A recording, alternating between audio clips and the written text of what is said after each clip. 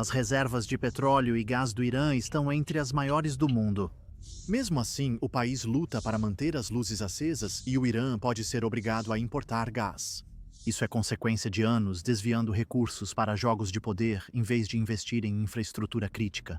Tara, 16 e Saldega, 18, dois jovens de Kavar, só queriam algumas horas de sono.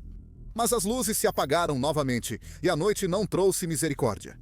O ar continuava sufocante como de dia. Sem ventilador, luz ou para onde ir, entraram em um carro estacionado, esperando que o ar-condicionado ajudasse até amanhã. Era a última opção deles, mas ao amanhecer, eles não saíram de lá. Ambos morreram por envenenamento por monóxido de carbono. O carro, estacionado em local fechado, acumulou seus próprios gases na cabine até envenená-los. Na verdade, não foi só o monóxido de carbono que os matou. Foram anos de corrupção, negligência e um sistema de energia que se transformou em uma armadilha mortal para as pessoas comuns. Dias antes, uma explosão de gás matou várias crianças depois que oscilações de energia causaram um vazamento. O gás se acumulou na queda de energia e quando a eletricidade voltou, a faísca causou a explosão. Esses casos não são raros e continuam ocorrendo. Os pobres sofrem no calor sem energia, enquanto os ricos têm eletricidade o tempo todo e vivem normalmente. O que torna isso insuportável é que o regime islâmico prefere enviar eletricidade para o Afeganistão e o Paquistão para obter lucro rápido do que manter as luzes acesas, para seus próprios cidadãos que estão suando e sufocando no escuro. Por isso, cidade após cidade, Shiraz, Kazarun, Ispahan, Teherã, Iraque, Zahedan, tem pessoas indo às ruas, porque eles sabem que isso não é mais só sobre apagões, é sobre o próprio regime. Quedas de energia ocorrem em todo lugar, principalmente quando o calor do verão sobrecarrega a rede. Oficiais iranianos afirmam que este verão está excepcionalmente quente. O uso intenso de ar-condicionado está sobrecarregando o sistema. Pergunte a qualquer iraniano no terceiro dia de apagão e eles dirão o que realmente pensam dessas desculpas. Besteira total. O verão aqui sempre foi brutal. Se essa desculpa for verdadeira, pergunte por que bairros ricos nunca ficam sem luz, enquanto províncias inteiras ficam horas ou dias sem energia. As autoridades não sabem responder, mas nós sabemos. A crise de energia do Irã não é climática, mas resultado de um sistema profundamente corrompido. Resultado de corrupção, má gestão, desigualdade e anos de descaso de um regime indiferente ao destino do próprio povo. Parece insano, e é. Comecemos pela água. No Irã, a água e energia são inseparáveis. Por séculos, o Irã tem sido uma terra seca, com rios e chuvas limitados. Você pensaria que um país assim trataria cada gota d'água como ouro, planejando e administrando com sabedoria. Mas não foi isso que aconteceu. As últimas décadas foram um desastre. Após a Revolução de 1979 e a Guerra Irã-Iraque nos anos 1980, o IRGC tornou-se o influente braço militar e empresarial do Irã. O IRGC buscava novo propósito e formas de lucrar. A infraestrutura tornou-se seu playground. O regime do Shah já era obcecado por represas e grandes projetos de prestígio antes deles. Então o IRGC simplesmente copiou a mesma fórmula, mas turbinada. Eles queriam represas em todo lugar, o máximo possível, sem se importar com a lógica. Ao público, isso foi apresentado como autossuficiência, irrigação e orgulho nacional, dominando a natureza para apoiar agricultores. Na prática, isso se tornou uma mina de ouro para empresas do IRGC e empreiteiros corruptos. Construíram centenas de barragens, tornando o Irã um dos países mais felizes com barragens do mundo. O problema é que a maioria foi construída em locais inúteis ou perigosos, sem estudo ambiental adequado. Confira a barragem de Gotvan no rio Karun. Engenheiros já alertaram várias vezes que o local está sobre um grande depósito de sal. Não é preciso ser um gênio para ver o que aconteceria. Se você construir uma barragem ali, o reservatório vai infiltrar sal na água, tornando o rio tóxico rio abaixo. O regime ignorou os avisos, seguiu em frente e construiu a barragem mesmo assim, e acabou com um enorme lago salgado que contaminou o Karun, destruindo terras agrícolas e arruinando o sustento de centenas de milhares de pessoas que dependiam desse rio. As tentativas de reparar o dano como cobrir os penhascos de sal com argila também foram fracassos caros. Bilhões foram desperdiçados, vidas destruídas e a água já escassa ficou inutilizável. Agora, multiplique esse tipo de estupidez por todo o país.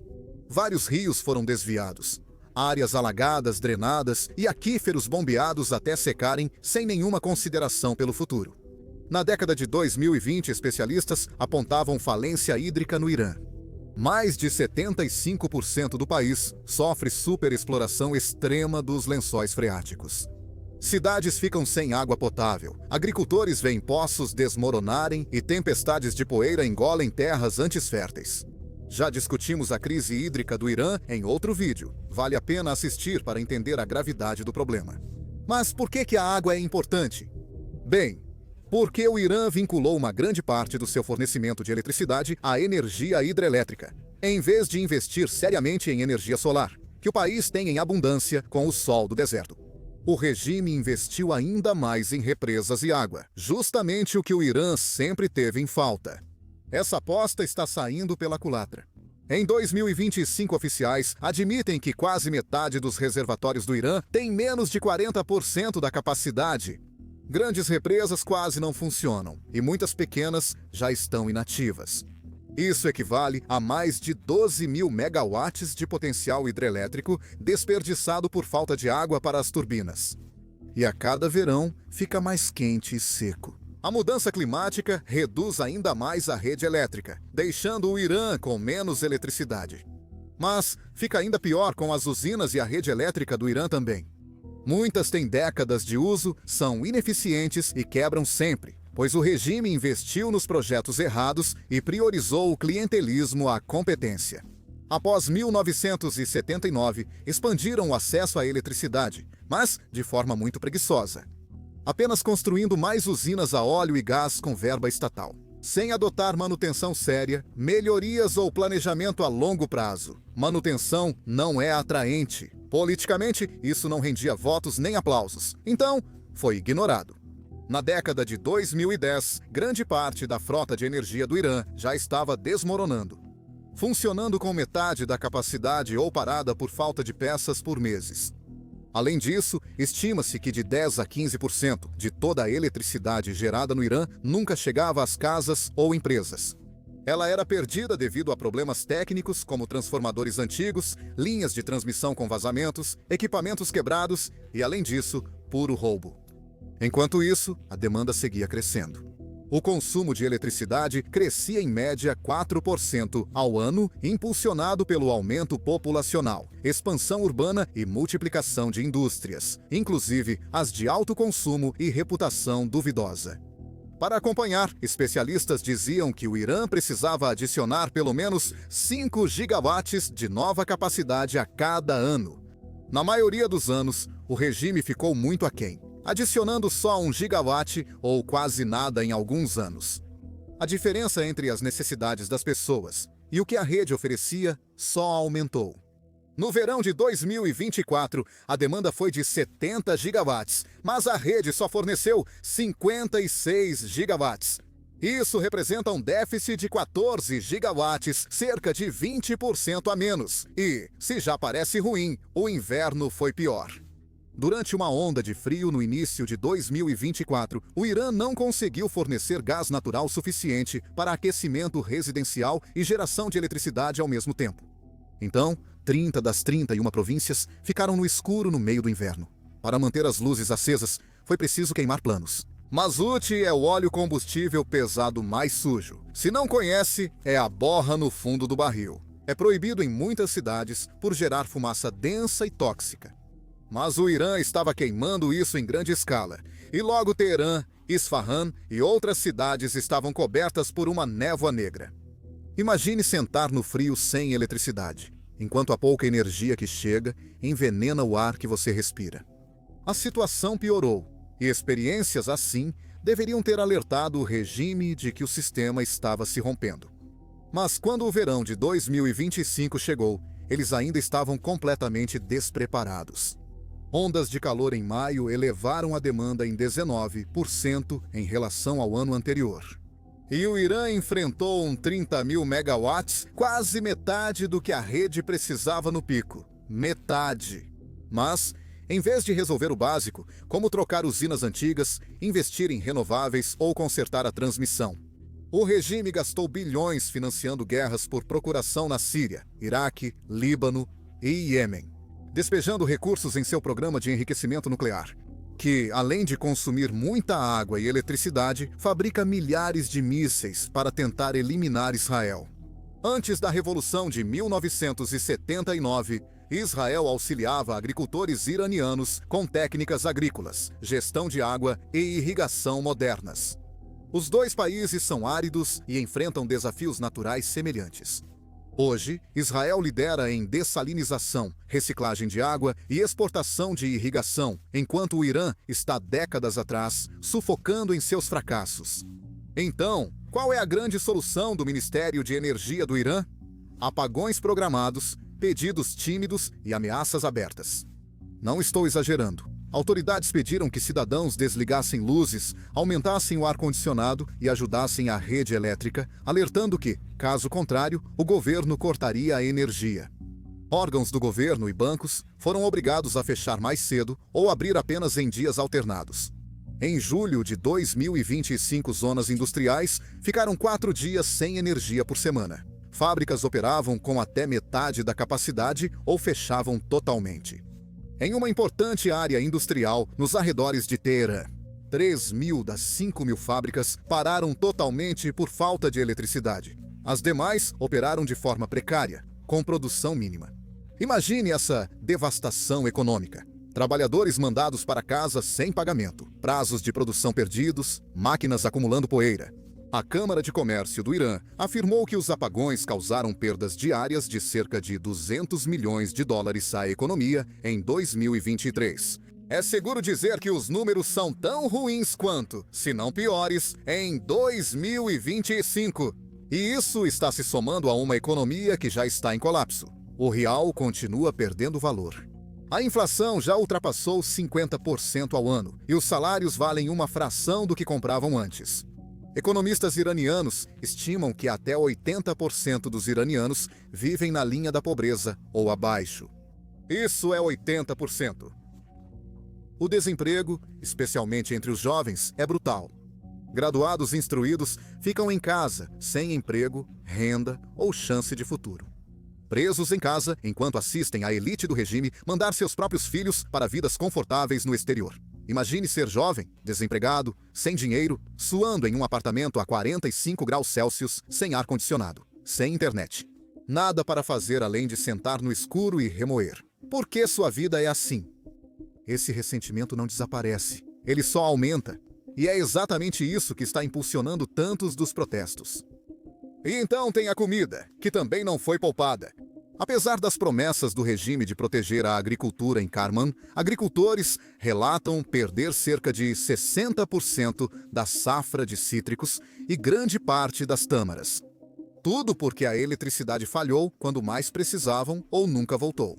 Bombas de irrigação pararam com a queda de energia, poços secaram ou motores queimaram nos picos. Para os agricultores, isso representou a perda da renda e do trabalho de toda a seca temporada.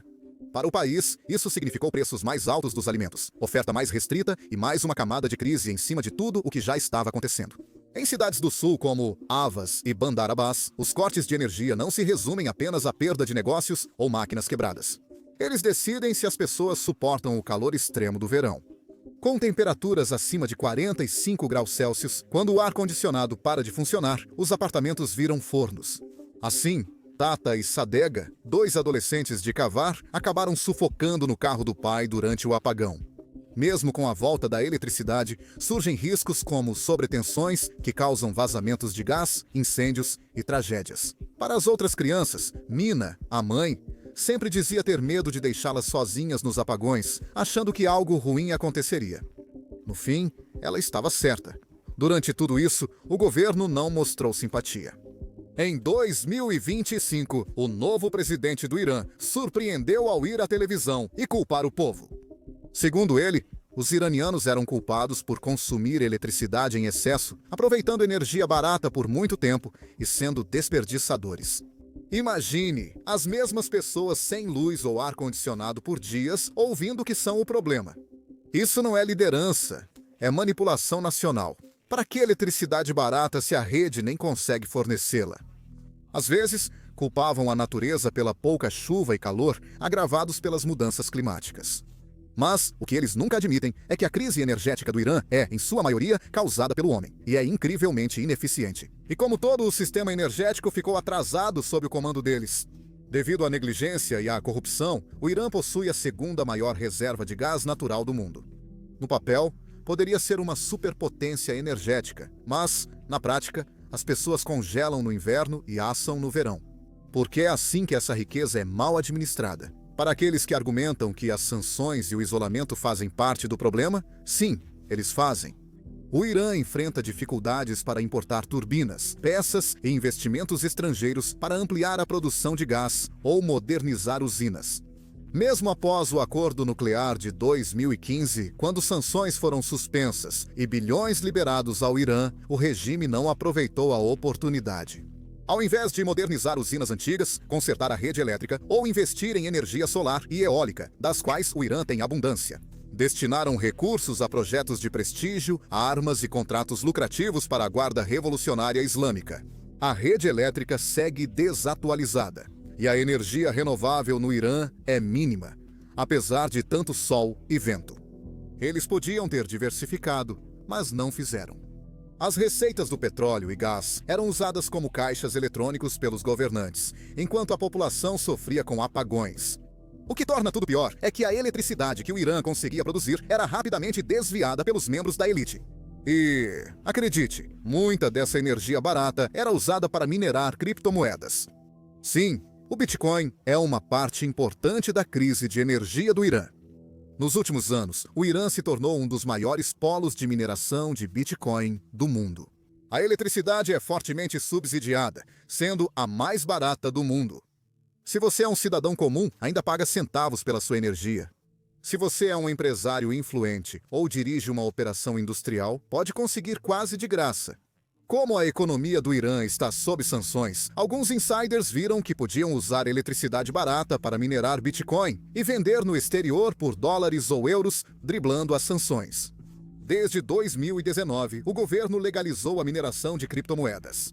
Eles ofereceram tarifas de eletricidade ultra baixas, uma fração do custo já subsidiado, desde que os mineradores dessem parte de seus bitcoins para o Banco Central.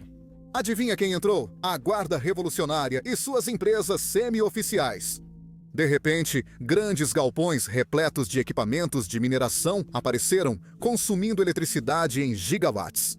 Alguns eram parcerias com empresas chinesas que buscam energia barata para mineração. Dizia-se que uma instalação perto de Teherã consumia tanta eletricidade quanto 11 províncias. Analistas estimaram que o Irã já foi responsável por 4 a 5% da mineração global de Bitcoin. Isso é muito. Para você ter uma ideia, um alto funcionário admitiu que as operações de mineração conhecidas estavam consumindo entre 600 e 2 mil megawatts de energia da rede elétrica. Para colocar isso em perspectiva, esse número mais alto equivale à produção de uma usina nuclear de grande porte. No auge do verão, enquanto famílias sofriam com o calor, até 20% do déficit de energia do Irã era consumido por fazendas de Bitcoin. O YouTube acabou de fazer um anúncio impressionante. Está pagando aos criadores 64 milhões de dólares por dia.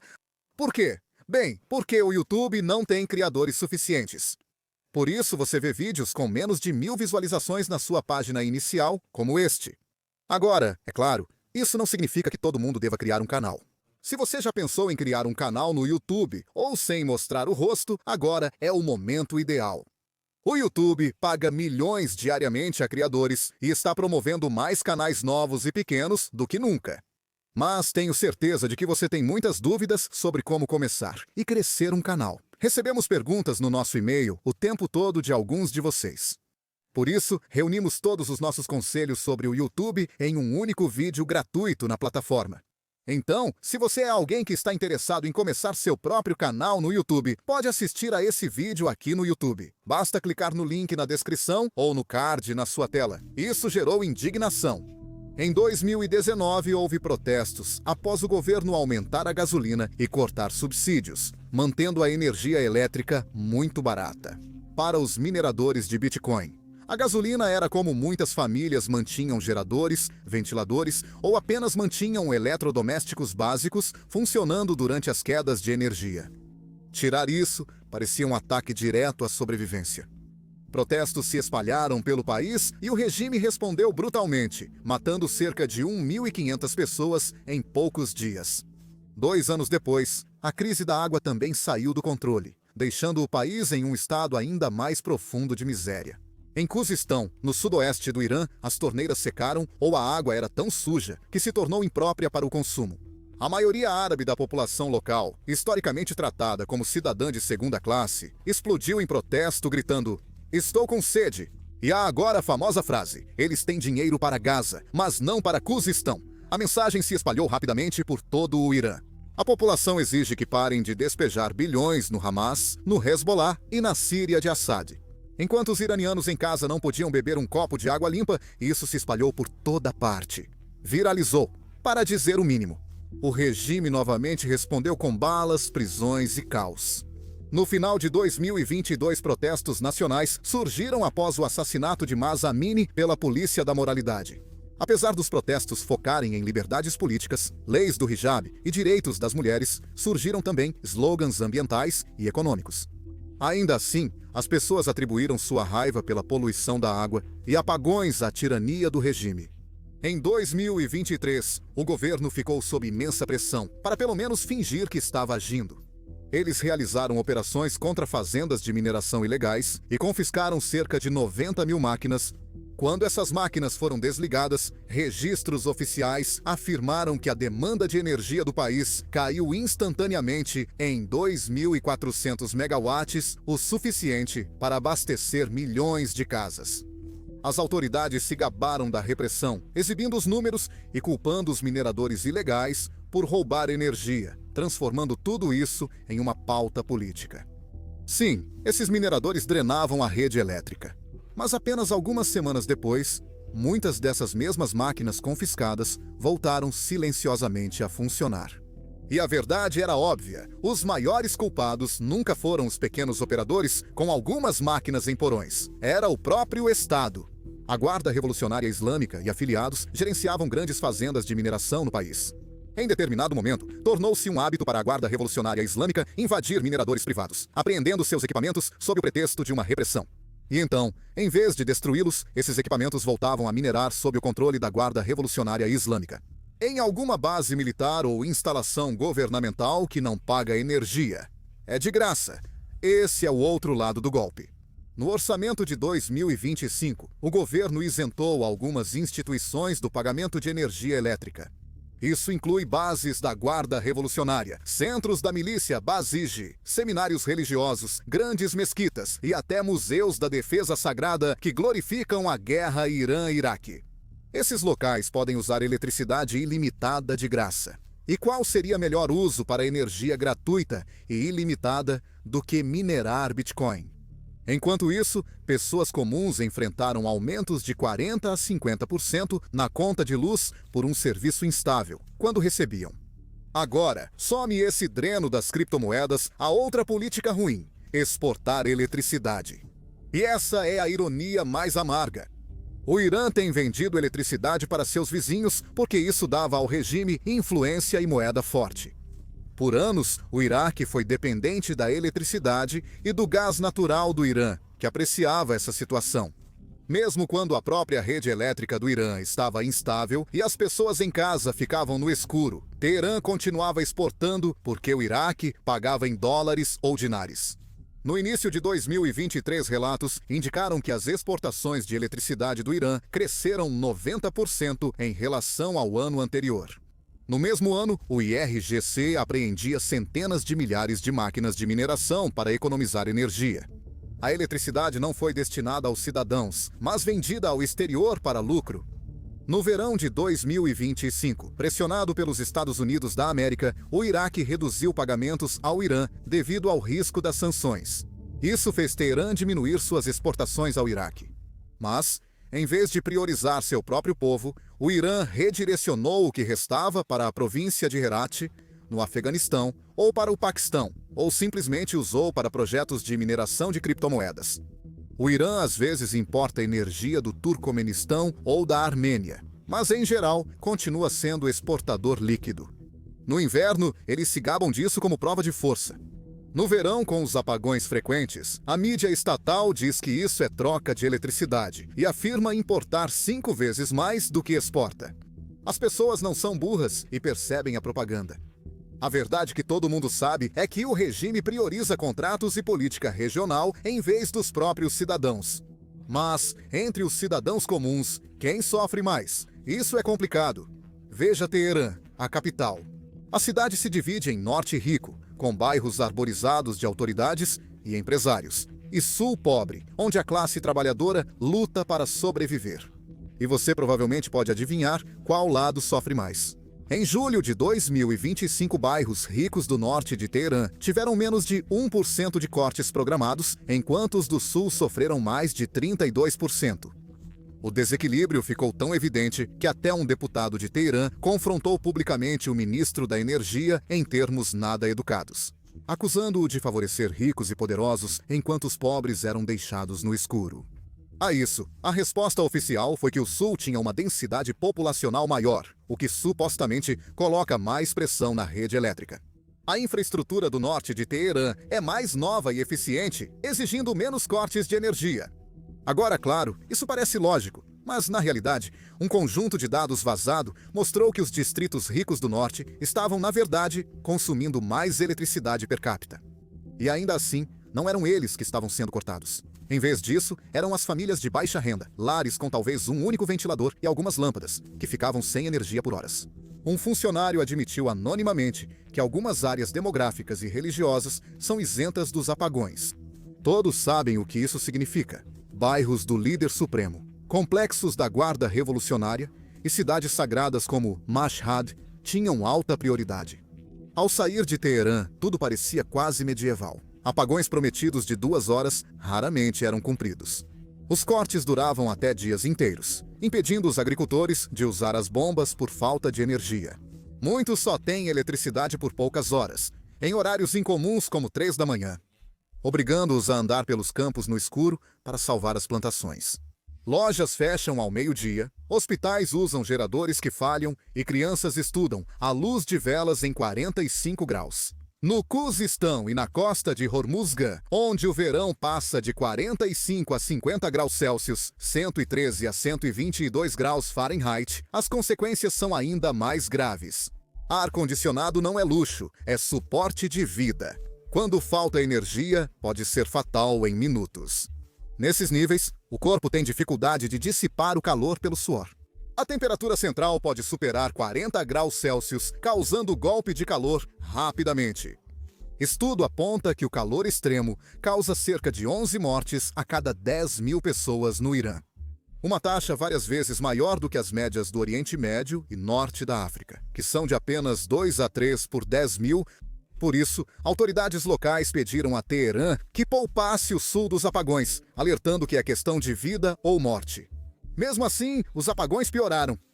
Um deputado de Khuzistão afirmou que, mesmo na guerra Irã-Iraque, os cortes de energia não eram tão frequentes.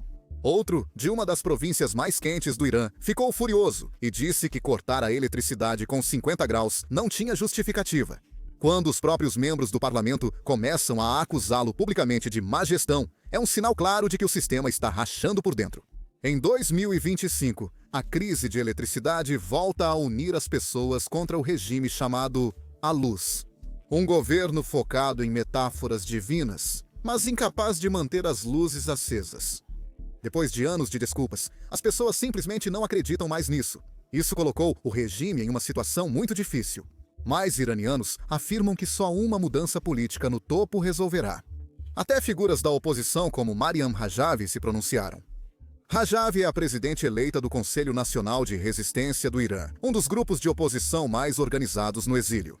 Ela é uma crítica feroz do regime e afirmou que, enquanto esse governo saqueador estiver no poder, nem água, eletricidade ou outras necessidades estarão garantidas. Claro, Ela diria isso, já que construiu a carreira se opondo à República Islâmica. Desta vez, sua mensagem não parece mais retórica externa.